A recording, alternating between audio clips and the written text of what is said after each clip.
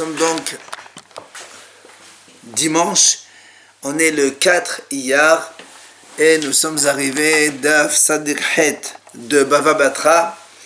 Nous sommes à la troisième ligne, donc l'Agmara. On rappelle la Mishnah, on a dit, si un homme il vend du vin à son prochain, Ve'ermis, il est devenu donc du vinaigre, on a dit, Eno Haya Behadayuto, c'est-à-dire le vendeur n'est pas responsable. Alors l'Agmara a dit, Amar Rabbi Yosef ben Rabbi Hanina, quand est-ce qu'on a dit que le vendeur n'est pas responsable? Loshanu ella bekankanim de l'okea. C'est-à-dire quand le vendeur il a versé le vin dans les ustensiles de l'acheteur. Donc le vin se trouve dans les récipients de l'acheteur, dans les cruches de l'acheteur, il a tourné, c'est là où le vendeur il lui dit j'y peux rien, c'est pas mon problème. Aval bekankanim de mocher amal leha hamnach veha kankanach. Rabbi Yossi dit mais si le vin se trouve toujours dans les cruches du vendeur, alors bien sûr l'acheteur il peut lui dire prends ta cruche, c'est ton vin, c'est tout à toi, c'est ton problème, c'est donc tu me rembourses. C'est ce qu'il dit Amar Rabbi Yossi ben Rabbi Hanina. Viens l'Agmara dit l'Agmara dit pourquoi tu dis ça? Et alors si les cruches ils appartiennent au vendeur, et alors pourquoi l'acheteur il le rembourse? Le vendeur il peut lui dire monsieur tu avais qu'à boire le vin, pourquoi tu l'as laissé comme ça longtemps et après il va tourner? Alors l'Agmara répond là c'est les mirpa. Il dit non, on parle ici dans le cas où le monsieur lui a dit je veux acheter du vin, les mirpa, c'est-à-dire pour la cuisine. Et quand on achète du vin pour la cuisine, pas pour boire, on l'utilise par petite quantité. Du coup, donc c'est un vin qui doit rester longtemps. C'est pour ça que l'acheteur lui dit si il était dans les cruches du vendeur, il lui dit tu me rembourses. Et donc on a répondu comme ça. Maintenant la Gemara dit Umaï doarke de la Yosef ben Rabbi Hanan et Lokma le matidin bekankanin de l'ocheachot amalé le mirpa. Lokma bekankanin de mochet de amalé le mirpa. Alors on a dit pourquoi Rabbi Yosef ben Rabbi Hanina il a voulu répondre la Mishnah comme ça. C'est-à-dire qu'on parle que les cruches appartiennent à l'acheteur et le monsieur voulait donc les utiliser pour la cuisine et c'est pour ça que l'acheteur il peut lui dire tu me rembourses parce que moi je dois donc les utiliser doucement. Pourquoi il n'a pas utilisé aussi l'autre réponse? Il y a une autre possibilité. Laquelle? Il dit que la Mishnah parle quand les cruches elles sont encore c'est les cruches du vendeur et il lui a pas dit c'est pour la cuisine et donc comme il a tourné, alors l'acheteur il peut lui rendre, il dit voilà prends tes cruches et prends ton vin, ça a tourné, c'est pas bon. Donc on a deux possibilités, pourquoi il a utilisé une option et pas l'autre? Amar Rava il répond, tu sais pourquoi? Parce que matnetin kashité. Il dit parce que le Rabbi Yosef il avait une question dans la Mishnah même. Pourquoi? Qu'est-ce qu'on a dit dans la suite de la Mishnah? On a dit comme ça.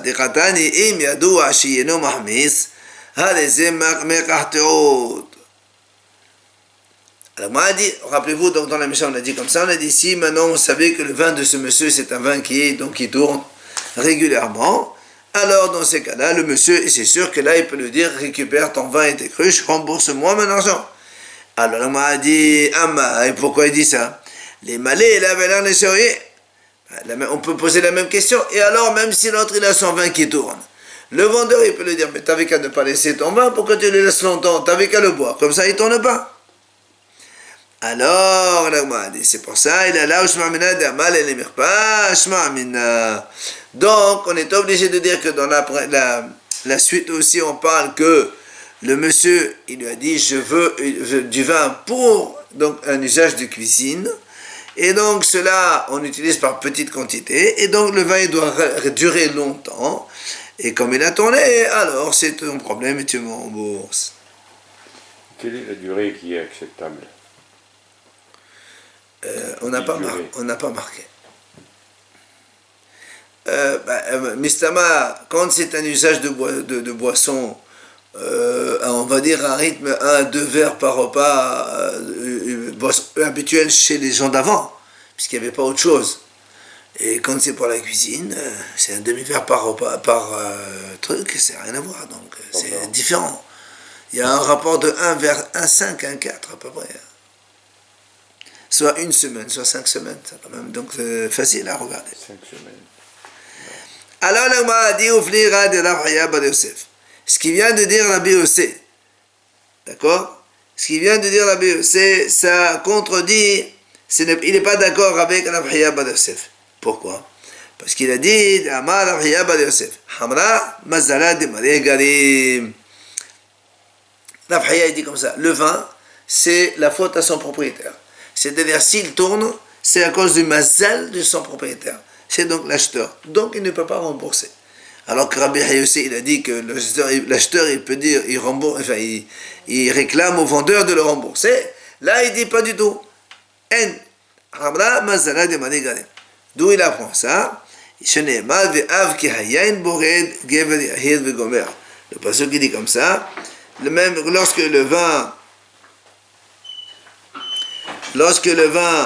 il boged ba'adam, donc ça veut dire il lâche l'homme. Ça veut dire quand il tourne donc, il dit pourquoi Gever Yahir, c'est à cause de l'orgueil, d'accord, d'un homme, eh bien ça fait que c'est à cause de ça que son vin il tourne. Donc c'est à cause de son propriétaire, ce qu'il a dit Rabbi Hiya, Rav Hiya. Et d'ailleurs, la Gemara dit Amar Amari. Il a dit Amari, Ma'haimadi Yahir, ce monsieur qui est orgueilleux, Afelu A'inshibete la Mechabel. Même sa femme, elle ne le supportera pas. Shneemar, Gever Yahir, Velo Yinve. Un homme qui est orgueilleux, Velo Yinve. Ça veut dire quoi, Velo Yinve? Le mot Yinve, ça vient du mot Velo Yinve, Benave Shelo. C'est-à-dire même dans son domicile, c'est-à-dire là où il y a sa femme, eh bien, elle ne le supportera pas. Quand est-ce qu'on le fait? Yeah. Oh. Amar Rav Yehuda Amar Rav. Il dit Rav Yehuda au nom de Rav, Kol Amid Ga'e B'Talit Shel Talmid Chacham, Ve'eno Talmid Chacham, En Marnisin Oto B'Mchisato Shel HaKadosh Baruch Hu. Il dit si un homme, il s'enorgueille comme quoi il est un sage, alors qu'en vérité il ne l'est pas, on ne le fera pas rentrer dans la résidence de la Shekhinah devant Hachem, après sa mort bien sûr. Pourquoi? Parce que comme il y a marqué ici, et il y a marqué aussi Neve Chodshecha, c'est la résidence d'Hachem, c'est la même chose, donc il ne pourra pas entrer dans la sphère où se trouve Hachem, il étudie avec les tzadikim. Amar Rava, il dit Rava, Haïman disabin le habita de Hamra le Hanoa, adata le Sabouye, Betaqif, Afilga ou Ateta dinahu de Mekabel Amine. Il dit comme ça, imagine, oh monsieur, il donne une cruche de vin à un commerçant pour que le commerçant y vend, donc comme ça, et après il lui paye, et il partage ses bénéfices, ou il se débrouille pour donc l'argent. Qu'est-ce qui s'est passé entre-temps? Le vin il a tourné, après que le commerçant il a vendu ou la moitié ou le tiers. Qu'est-ce qui se passe? La loi elle dit que c'est-à-dire que le vendeur, enfin le fournisseur, voilà, c'est ça, le fournisseur, il doit accepter en retour la cruche avec le vin qui a tourné. D'accord? Ça veut dire donc, toi, je te donne une cruche pour vendre au détail, après on s'arrange pour le bénéfice, et entre-temps, donc la cruche elle a tourné, alors tu la rends au fournisseur. On m'a dit, quand est-ce qu'on a dit que le commerçant il peut la rendre, et donc c'est le fournisseur qui perd, et là, dès la chané bevaza. C'est parce que le commerçant, lui, il n'a pas changé le robinet. Parce que quand il y a une cruche pour servir, il y a toujours un robinet pour servir aux gens. Il n'a pas changé donc le robinet. Aval, Shane Bevaza, là, mais s'il a changé de robinet, dans ces cas-là, c'est pas la faute au fournisseur, c'est la faute au commerçant, et donc il doit lui payer le prix de toute la cruche. Et encore autre chose avec ma nuance, mais là, matayuma deshoka. Aval matayuma deshoka là, et là aussi on dit, quand est-ce qu'on a dit que le commerçant il retourne la cruche au fournisseur? C'est quand il n'est pas encore arrivé le jour du marché.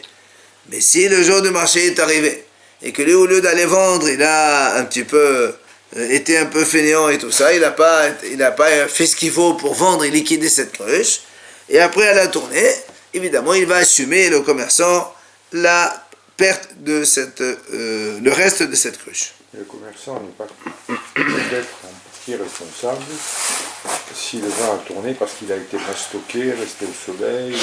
Non, on ne parle pas de ça. Nous, on parle dans un usage normal du vin. Non, un usage normal, dépôt normal. Non, là, il y a une erreur dans le sens où il aurait dû la vendre. Il avait de quoi la vendre, il ne l'a pas vendue. Et après, elle a tourné. Donc, c'est normal que tu assumes.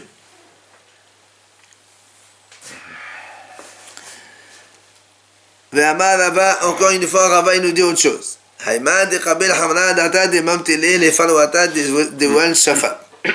Ou des Zul Shafat, il y a une autre version qui dit comme ça.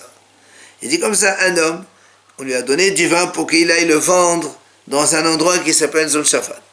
Et là-bas, ça veut dire que là-bas, le vin, il est beaucoup plus cher, et donc il fait des affaires, il fait des bénéfices. Qu'est-ce qui se passe?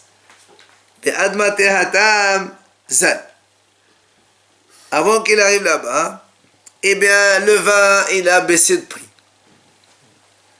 Qu'est-ce qui se passe? On a dit, c'est normal que le Baal Hayayin, c'est celui qui a fourni le vin, c'est lui qui va assumer toutes les pertes. Alors on m'a dit, on m'a dit maintenant, si c'est pas le prix du vin qui a baissé, c'est le vin lui-même qui a tourné. Comment on fait?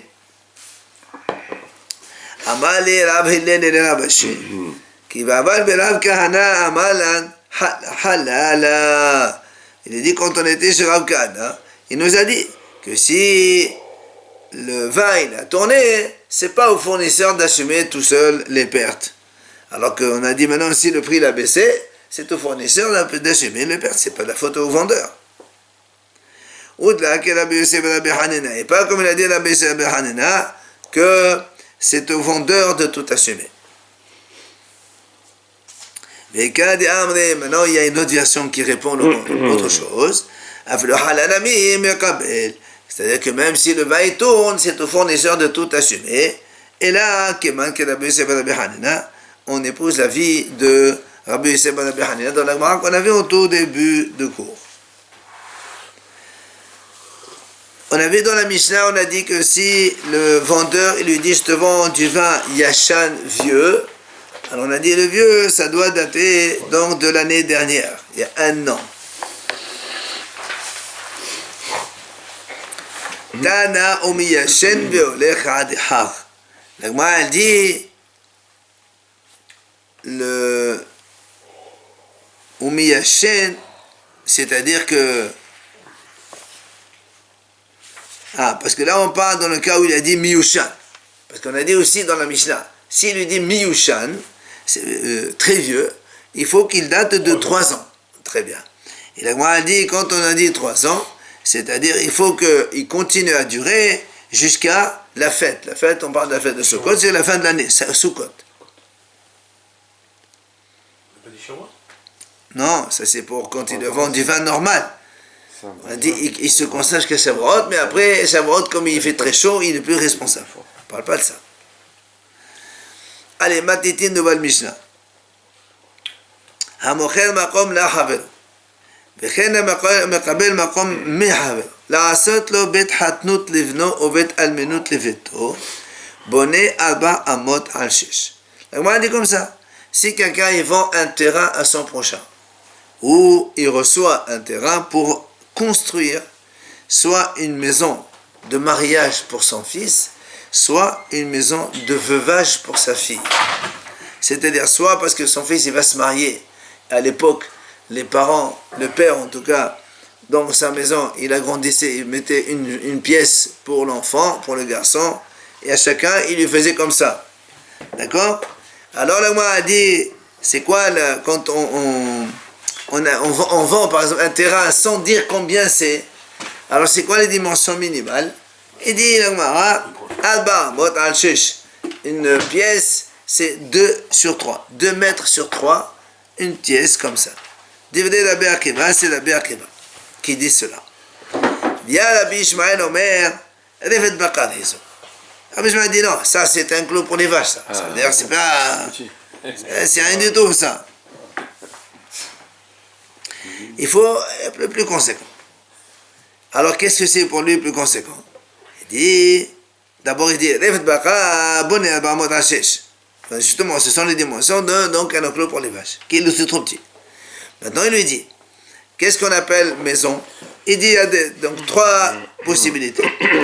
Bait Khatan, si on appelle une petite maison, c'est Shesh al Shmone, 3 sur 4 mètres, 3 mètres sur 4.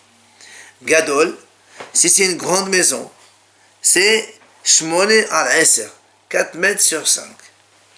Traklin, si maintenant une vraie grande maison, un palais, on va appeler ça comme ça, c'est Eser al Eser, 5 mètres sur 5. Comme les tentes. Hein? Aujourd'hui, ils te disent des tentes 4 mètres sur 3. Alors, on a vu donc longueur et largeur. C'est quoi la hauteur? La Mishnah, pardon, a dit Rumo ke hese odko ve hese rahbo.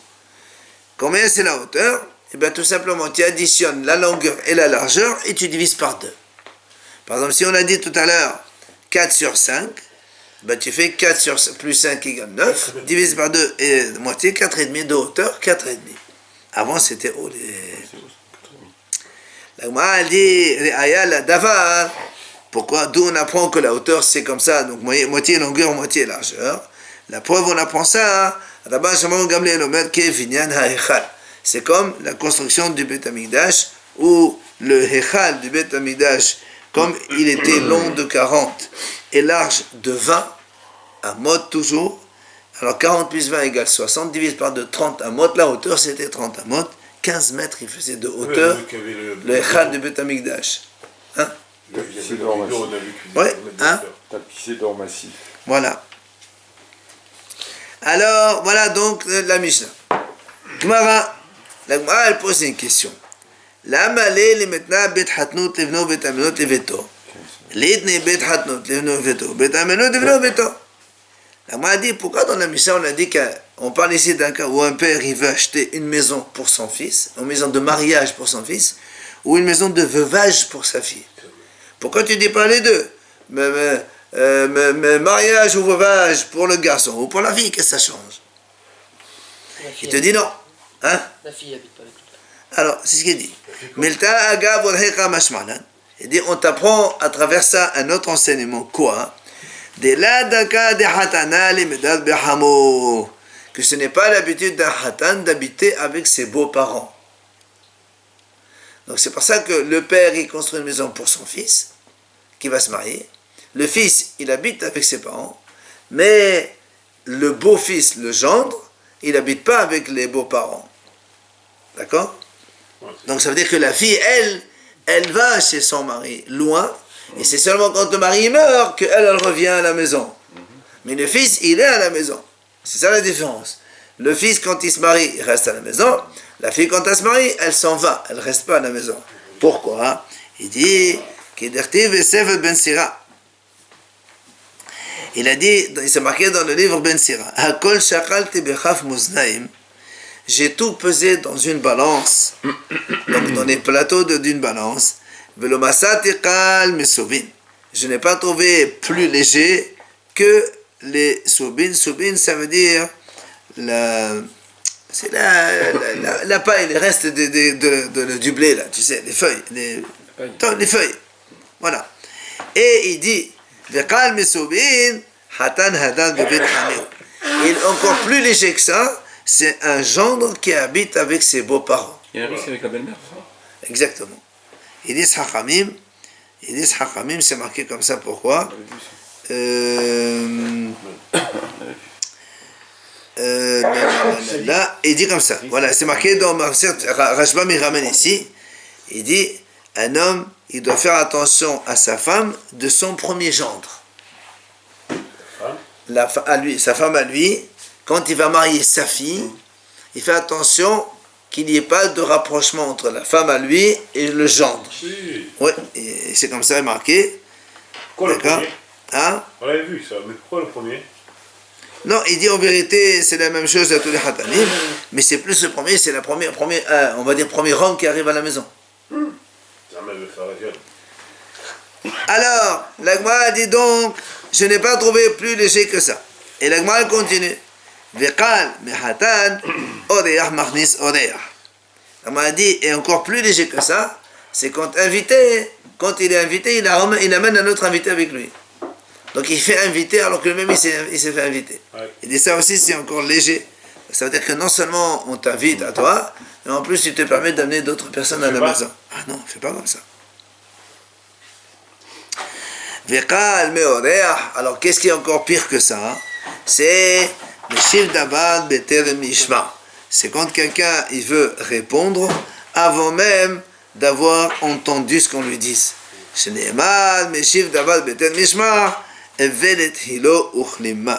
dit quand quelqu'un il veut répondre, d'accord, avant même d'entendre ce qu'on va lui dire, évidemment, c'est une sottise pour lui, et c'est une honte, parce que il va répondre alors qu'il ne sait même pas, d'accord, ce qu'on va lui demander. Mais s'il savait. Et comment on peut savoir si on ne sait pas? Et oui, c'est ça le problème. C'est tout le problème. Il faut d'abord entendre, écouter, et après, donc, répondre. D'où l'expression « je vous ai vu venir ». Allez, Rabbi Ishmael Omer. Si tu es un pauvre, par exemple, que tu es invité chez quelqu'un et un pauvre il te demande de manger chez toi, tu peux l'inviter, ça ne se fait pas? Mais non, là c'est l'invité qui invite l'invité, c'est pas toi. Toi, tu peux inviter un deuxième invité. Il est invité Toi, par le chef de famille, tu invites qui tu veux. Je suis invité chez quelqu'un. Ouais, Un ben, pauvre veut venir manger chez moi. Un pauvre. et alors, l'invité, il va inviter le C'est pauvre. toi, tu l'amènes chez moi. Non, ça se fait pas. C'est le chef de famille qui invite, c'est pas l'invité. Où on a vu ça? C'est Bordeaux. Non seulement on t'invite, on te ramène encore du monde. Le pire, il invite quelqu'un qui invite quelqu'un qui invite quelqu'un. Rabbi Ishmael Omer. Tu te retrouves avec- On revient maintenant sur les dimensions donc d'une maison. Rabbi Ishmael Omer de Bakan Hezoar de Sela Dokhole. Alors, l'Agma a posé une question. Regardez comment on a vu dans la Mishnah. On a dit celui qui veut construire une maison, on a dit donc qu'il fait une maison de 4 sur 6, c'est-à-dire 2 mètres sur 3 selon Rabbi Akiva. Rabbi Ishmael il dit, non, ça c'est un enclos de vache. Après, la Mishnah dit comme ça. Celui qui veut faire un enclos, il fait 4 amot sur 6, c'est-à-dire 2 mètres sur 3. C'est là où l'Agma a dit, Revet Baka Man Katanina. Qui c'est qui a dit cette phrase-là? C'est-à-dire, est-ce que c'est Rabbi Ishmael qui, quand il a refusé donc la vie de Rabbi Akiva, il a dit non, ça c'est un enclos. Alors du coup, il lui dit l'enclos, justement, il mesure 4 sur 6. Ou bien, c'est Rabbi Akiva. Alors comment tu peux expliquer que Rabbi Akiva parle comme ça? Le roi a dit comme ça. Qui c'est qui a donc énoncé cet enseignement? Alors, il y a un avis qui dit, c'est Rabbi Ishmael qui a dit ça. Et un autre avis qui dit, non, c'est pas Rabbi Ishmael, c'est Rabbi Akiva. Comment on explique?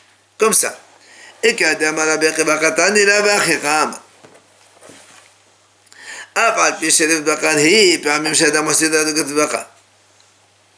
Gemara dit comme ça. Parce que dans la Mishnah, on dit comme ça. Combien c'est la maison? On a dit 4 sur 6. Ce sont les paroles de Rabbi Akiva. Après, on dit, celui qui veut faire non, Rabbi Ishmael dit, ça c'est un enclos de vache. Alors, après, on dit, celui qui veut faire un enclos de vache, il fait 4 amot sur 6, donc 2 sur 3. On m'a dit, qui c'est qui dit ça? C'est Rabbi Akiva. Comment? Lui-même, il a dit, c'est une maison. Après, tu dis, c'est un enclos de vache.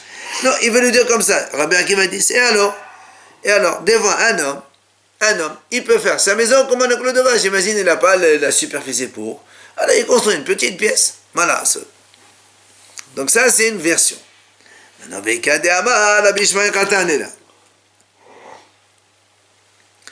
y a une version qui dit non. C'est Rabbi Ishmael qui a donné cet enseignement. Ça veut dire quoi? Ça veut dire que Rabbi Ishmael, lui, dit, quand au début, il a dit c'est 2 sur 3, il lui a dit ça, c'est un oncle de vache. Et il dit, tu sais pourquoi? C'est là où Rabbi Ishmael, il confirme son opposition. Comment tu fais une maison de 2 sur 3? C'est rien du tout, ça c'est un oncle de vache, parce que justement, les oncles de vache, ça mesure comme ça. Donc ça peut être les deux. Je comprends la discussion de la Mishnah, c'est clair. Hein? Bah pourtant, tu vois bien que c'est pas clair, parce que quand on dit comme ça, quand Rabbi Ishmael dit, ça c'est un oncle de vache, pourquoi tu as besoin de dire, celui qui veut un oncle de vache, j'ai fait 4 sur 6? Bah, on a très bien compris, non? C'est pour ça qu'on a dit, qui c'est qui a dit ça? Après, on a dit Traklin, Aeser al Aeser. Donc, quand quelqu'un fait un palais, on va appeler ça comme ça, c'est 5 mètres sur 5 mètres. L'Agma a dit Maï Traklin. Qu'est-ce qu'on appelle Traklin? Il dit Koufta, c'est-à-dire Koufta, et on va dire comme ça, Koufta Bewardé. C'est-à-dire, c'est une grande maison avec des fenêtres et dans lesquelles il y a là-bas des roses pour sentir bon, etc. Tani, l'Agma a dit encore autre chose. Mais Kantir, ce qu'on appelle Kantir, c'est quoi? C'est encore plus grand, plus vaste, et ça mesure Shtem Esre al Shtem Esre. Ça mesure donc 6 mètres sur 6 mètres. Imaginez une pièce qui fait 6 mètres sur 6 mètres. Ça s'appelle Kantir. Alors on a dit qu'est-ce que ça veut dire ce mot Kantir là? On a dit Tadbas Apadne. C'est une maison, c'est une sorte de grande cour qu'on met à côté de la maison des palais des princes. D'accord? On met une grande cour qui est fait 6 sur 6, c'est ça en fait le mot Kantir. Après, on a dit dans la Mishnah quelle était la hauteur de ces maisons. Rappelez-vous, on a dit la hauteur c'est comme la moitié de la longueur plus la moitié de la largeur, puisque à la fin de la Mishnah on a dit la preuve c'est quoi? Rashba Gomer qui vient à Echal. C'est Rashba qui a dit c'est comme la construction du Echal de Beth Amikdash, puisque le Echal est mesuré 40 de longueur sur 20 de largeur. 40 plus 20 égale 60, il divise par 2 égale 30. La hauteur c'était 30 amot, tout ça c'est en amas. Alors là aussi la Gemara pose une question. Quand on voit dans la Mishnah c'est marqué comme ça. La hauteur, c'est comme la moitié de la longueur plus la moitié de la largeur. Après, il y a marqué, cette phrase, la Gemara pose une question. Qui a dit cette phrase dans la Mishnah? Elle dit, Aya la davar, c'est la preuve à la chose. Rabban Shimon ben Gamliel dit qu'il venait à Echal. Qui a dit ça? Alors, la Gemara a dit, Ekadama, Rabban Shimon ben Gamliel Katan est là. Il y a une version qui dit, c'est Rabban Shimon ben Gamliel qui a dit cet enseignement. Et comment il dit? Il dit comme ça.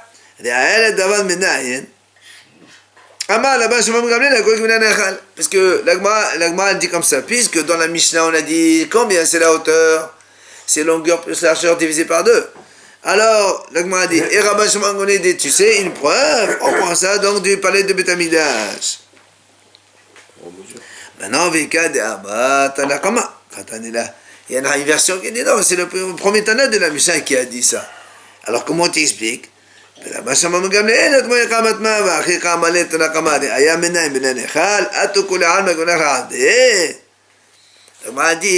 On peut aussi admettre, regardez, dans l'enchaînement de la Mishnah, comme ça on dit, la hauteur c'est combien? C'est la moitié de la longueur plus la moitié de la largeur. Point. La preuve c'est quoi? Là-bas, Shimon Gamliel dit que vient à Echal. Donc ça, on prend la première version, c'est comme une confirmation. La deuxième, la Gemara dit, on peut expliquer ça autrement. Le Tanakama, c'est lui qui a dit comme ça. La hauteur de la pièce, c'est combien? C'est la moitié de la longueur plus la largeur. La preuve, c'est quoi? C'est là où Rabbi Shimon Gamliel dit comment? tu as dit ça parce que tu veux tout comparer comme le Beth Amikdash. Est-ce que quand on construit sa maison, on est obligé de la faire en se référant au Beth Amikdash? Et donc, on peut donc imaginer que c'est Tanakama qui dit ça. Tania, la Gemara ramène ici une braïta dans laquelle Ahirim Omrim, les Ahirim ils disent c'est combien la hauteur d'une maison, d'une pièce.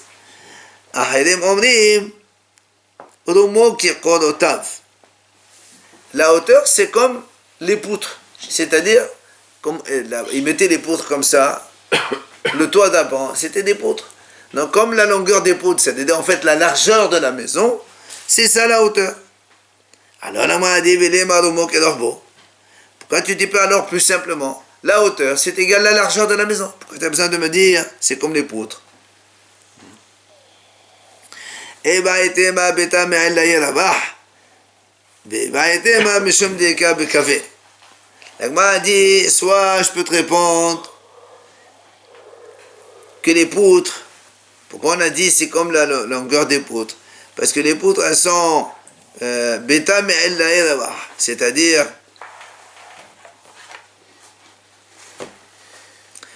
la maison, elle va aussi élargissant.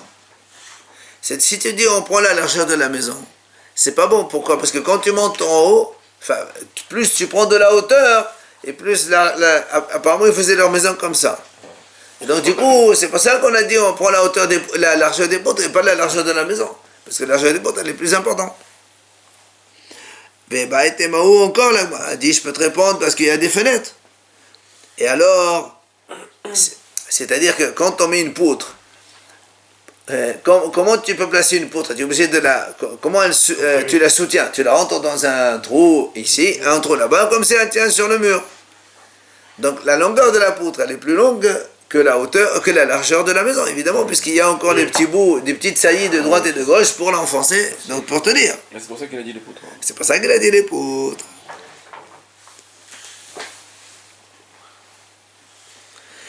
La Gemara raconte, Rabbi Hanina nafaq le qariyata. Rabbi Hanina, il est allé dans une ville. Ramou le qaray ahdadi. Là-bas, dans les Hachamim, ils lui ont objecté 2 psukim contradictoires et donc ils lui ont cherché d'expliquer ça. C'est quoi les 2 psukim? Kétiv, dans un pasuk qui a marqué Be'abayit Asher bana amen Shlomo l'Hashem, donc la maison que le roi Shlomo a construite à Hachem, parlant du premier Beth Amikdash bien sûr, Sheshim ama orko, ve'asim rohbo, ou shoshim ama komato. Là-bas, le Navi donne les dimensions du Beth Amikdash, 60 amas de longueur, 20 de largeur et 30 de hauteur. Ça, c'est donc le palais que Shlomo a construit. 60 de longueur, ça veut dire 30 mètres. Maintenant, voilà la contradiction. Où il venait à dévir, Asim ama orech, Asim ama rohav, alors, maintenant le problème c'est quoi? C'est que quand on parle de Fnei Adivir, c'est-à-dire là où il y a le Kol Sakodashim, là où il y a le Saint des Saints, là où il y a les tables de la loi et les chérubins et tout ça, hein. Là-bas on te dit, il faisait 20 amas de long, 20 amas de large et 20 amas de hauteur. Il y a un problème. Carré. Non, 20 amas, ça c'est pas un problème. À la hauteur. Tu me dis, il faisait 20 amas de hauteur, alors que le Echal, il faisait 30 amas de hauteur. Mais il peut pas être plus petit le truc. Oui. Justement, ils sont sur la même hauteur. Nous, on sait qu'ils sont sur la même hauteur. Alors, comment d'un côté tu me dis que la hauteur c'est 30 amas, et d'un côté tu me dis que la hauteur c'est 20 amas? C'est pas possible. Une fois tu dis 15 mètres, une fois tu dis 10 mètres de hauteur. Il a dit 30 amas de long. Non. Tout à l'heure, on a dit 40 long, 20 large, et la moitié c'est 30. En parlant, parce que le Echal il est composé de 2 tiers, 1 tiers.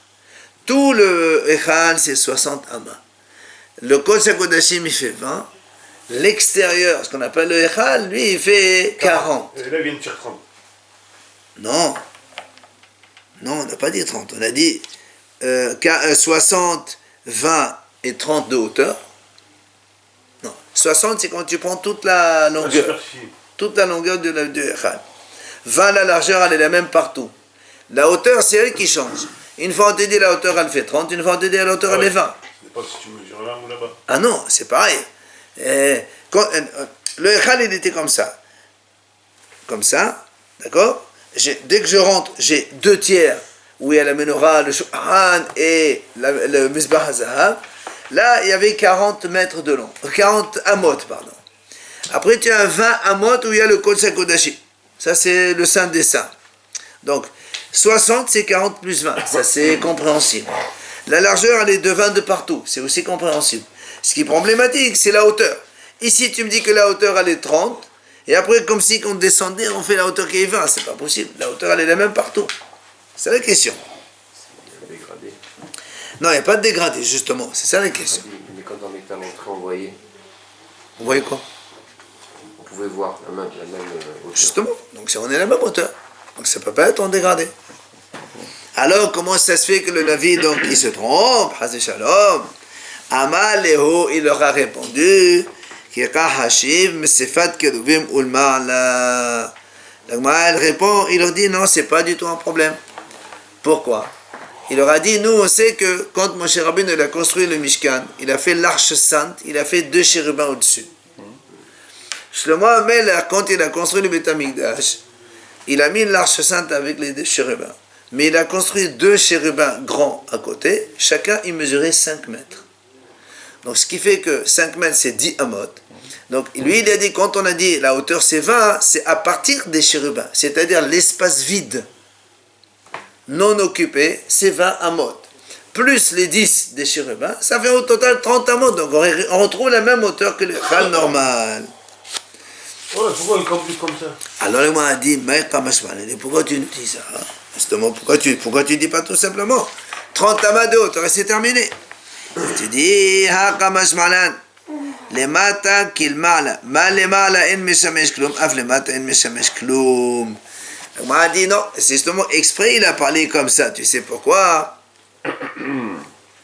C'est pour te dire, les matas, là où il y a les chérubins, l'arche sainte et tout ça, c'est comme en haut. Ça veut dire quoi c'est comme en haut? De la même façon que dans les amot en haut, les 20 amot au-dessus, c'est vide, il n'y a rien du tout. Eh bien, là où il y a l'arche sainte et les chérubins, c'est aussi un espace vide. C'est quoi un espace vide? Rappelez-vous, on a toujours dit, mais comme Aaron et non Minamida. C'est-à-dire là où il y avait l'arche sainte, il y avait une arche sainte, mais quand tu mesures à droite, tu mesures à gauche, c'est comme si il n'y avait pas d'arche sainte. C'est-à-dire si on prend 20 amot de largeur, l'arche elle faisait 2 amot et demi. Normalement, tu dois trouver 20 moins 2 amot et demi, ça fait 17 et demi. Tu dois trouver 8,75 de ce côté, 8,75 de ce côté. Or, si tu mesures de ce côté, tu trouves 10, et de ce côté, tu trouves 10. Elle est où l'arche? Elle tient où? Comme ça, dans le vide. C'est ce qu'il dit. La même chose, c'est pour te dire que l'espace occupé en haut, au-delà, donc au-dessus des chérubins et de l'arche, là-bas, c'est vide, il n'y a rien.